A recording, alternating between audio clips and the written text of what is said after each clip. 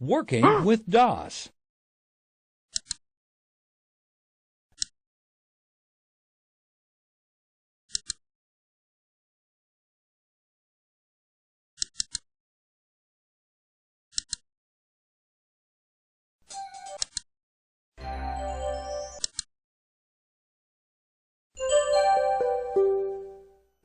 Working with DOS. Computers cannot function without an operating system. When you turn a computer on, one of the first things it does is look for an operating system. One of the most common operating systems for IBM and IBM-compatible computers is DOS, the Disk Operating System.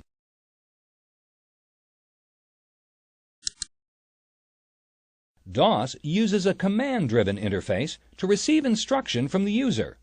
With this type of interface, you type in commands to tell DOS to perform operations, such as executing applications or copying files. Mike wants to refresh his memory about DOS and some DOS commands. First, we'll look at the difference between starting the computer using a system disk and a non-system disk. With a system disk in drive A, let's turn on the computer.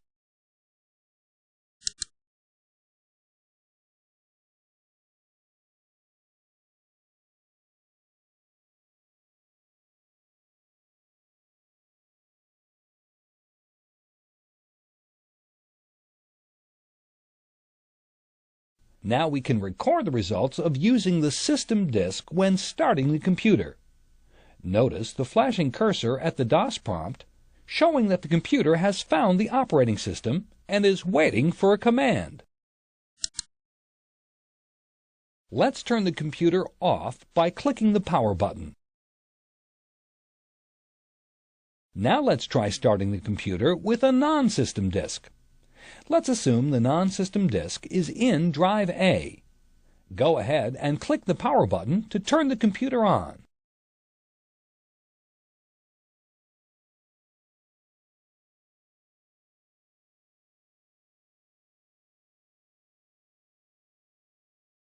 Let's record the results of starting the computer using a non-system disk. Did you notice the difference? The non-system disk error message indicates that the computer couldn't find the operating system.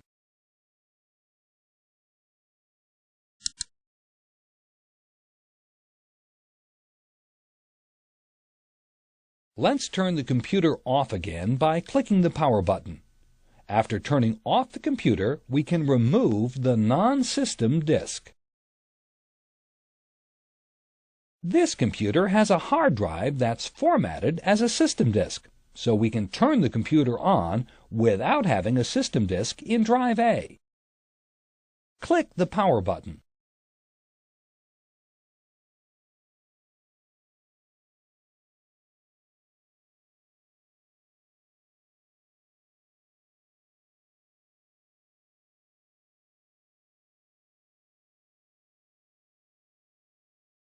Notice that our DOS prompt indicates that the current drive is C. To see how we can view and change some of the files that configure the computer environment, let's take a look at the Edit program. At the DOS prompt, we can type the command Edit to open Edit.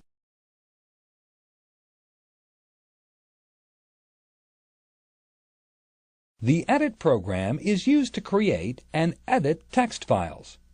It is not a word processing program, but is an easy way of working with batch files. To execute the command and open the Edit program, let's press Enter. Since we want to type some text, we need to press Escape to clear the Welcome dialog box. Let's type, "This is a test file."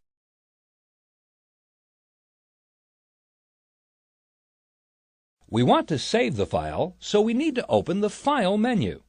Since we can't use a mouse, we'll open the menu by pressing Alt and the first letter of the menu name. Let's press Alt F to open the File menu. We'll use the Save As command to save and name our text file. Typing the highlighted letter in the command will open it, so let's type A. Now we can name the text file.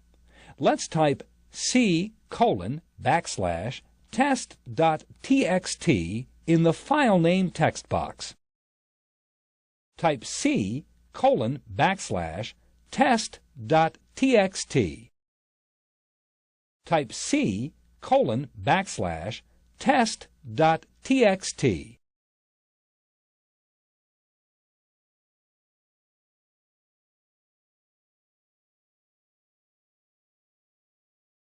Pressing Enter will accept the name and close the Save As dialog box since the OK option is highlighted.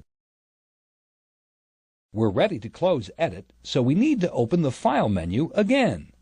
Let's press Alt-F. Notice that X is the highlighted letter in the Exit command, so we can type X to close the program. Now that we have a text file, let's move it to a new directory. We'll use the MD or mkdir DOS command, which will create a new directory on the drive. At the DOS prompt, let's type md C:\lab 1.6. That will create a directory in drive C called lab 1.6.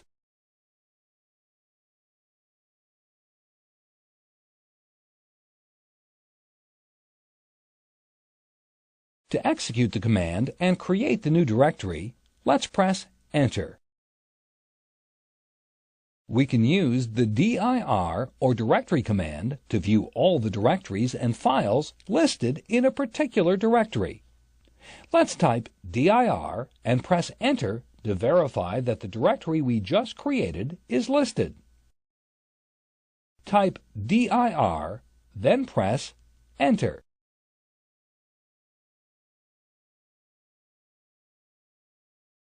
Great! It looks like our Lab 1.6 directory was added to the list, and we can see the test text file we created in Edit. Now we want to move the text file to the new directory. We can use the Move command to do this. Let's type move C:\test.txt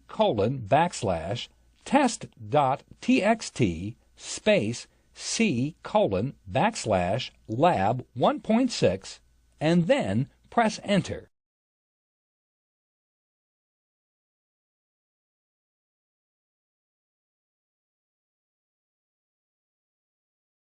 Type move C:\test.txt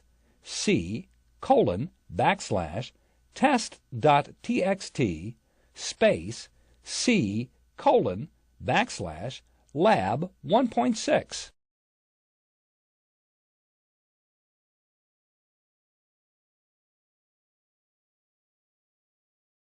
Type move C:\test.txt C:\lab 1.6.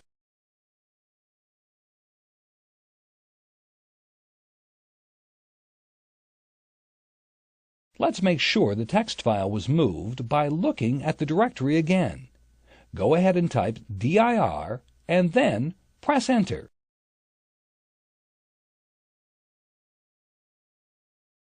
Did you notice that the text file is no longer listed? It hasn't disappeared, though. It was just moved to another directory. We can open the text file using the Edit command. Let's type edit C:\lab 1.6 /test.txt and press Enter to open the file in the Lab 1.6 directory.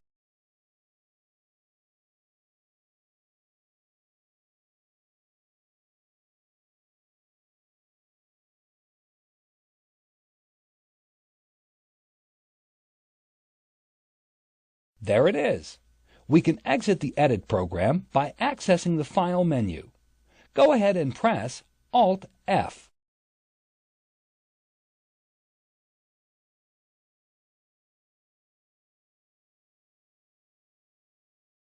Now we can type X since it is the highlighted letter in the Exit command on the File menu. Now let's try copying the text file to another directory. First, we'll create a new directory called Student. We can use the MD command and type MD space student, then press Enter. Type MD space student, then press Enter. We could use the dir command to verify that the new directory was created, but let's try using the tree command instead. With the tree command, we can graphically view the directory structure on a disk.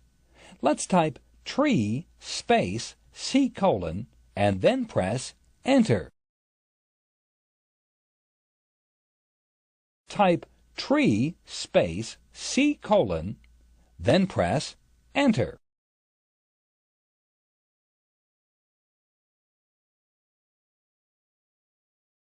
It looks like the new directory is there.